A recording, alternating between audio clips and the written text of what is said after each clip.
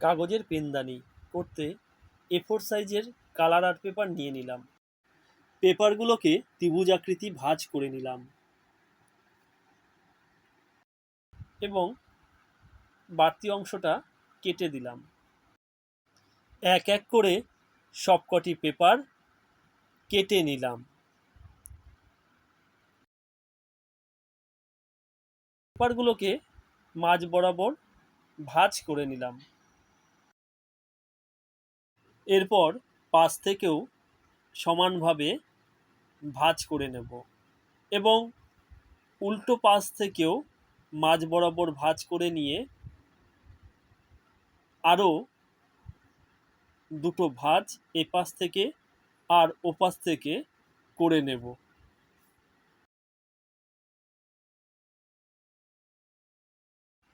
পরপর সবকটি পেপার এভাবেই ভাঁজ করে নেব। এবার কোণাগুলোকে ত্রিভুজাকৃতির ভাঁজ করে নেব সবকটি। কোণাগুলো ভাঁজ হয়ে গেলে দু পাশ দিয়ে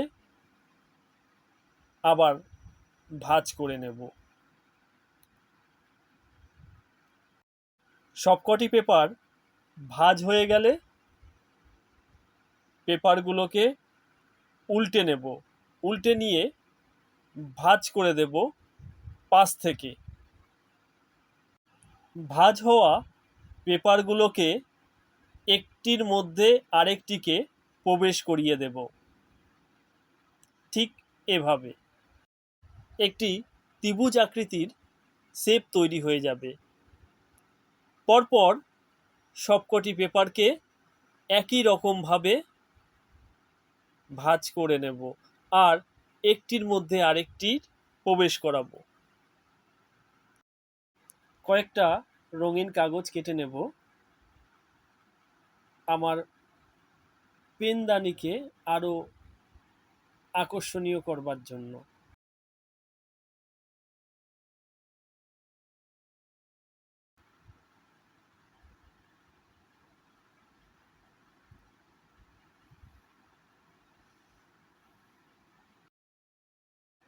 রঙিন কাগজগুলোকে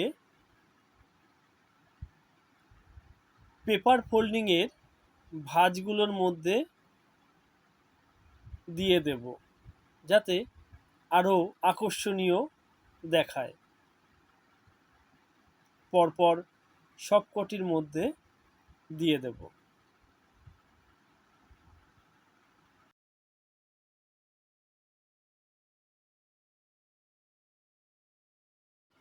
একে অপরের সাথে পেপার ফোল্ডিংগুলোকে আঠা দিয়ে যুক্ত করে দেব।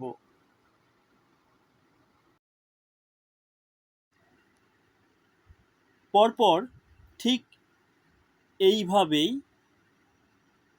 আঠা দিয়ে যুক্ত করতে থাকব।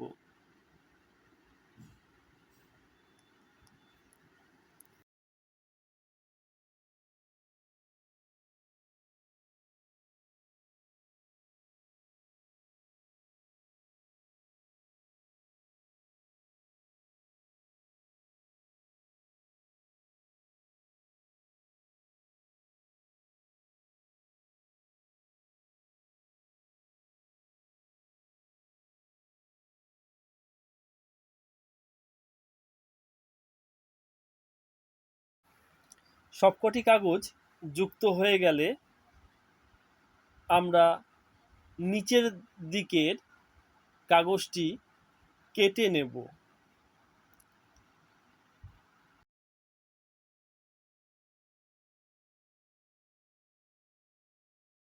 আঠা দিয়ে এবার ওই কাগজের টুকরোটি যুক্ত করে দেব।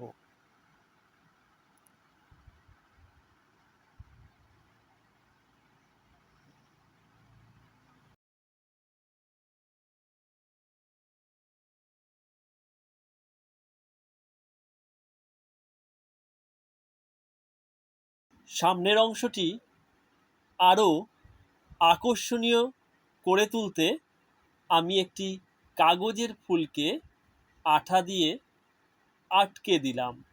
পাশের দিকগুলো একটু আকর্ষণীয় করে তোলবার জন্য আমি এখানে কিছু বিটসের ব্যবহার করলাম।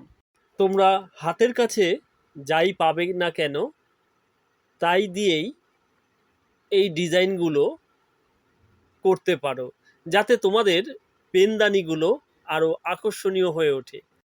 ব্যাস, তৈরি হয়ে গেল আমার কাগজের পেনদানি।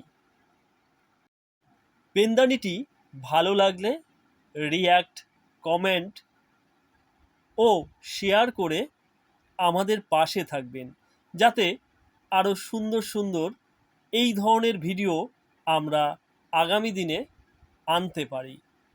ধন্যবাদ ভিডিওটি দেখবার জন্য। ভালো থাকবেন, সুস্থ থাকবেন।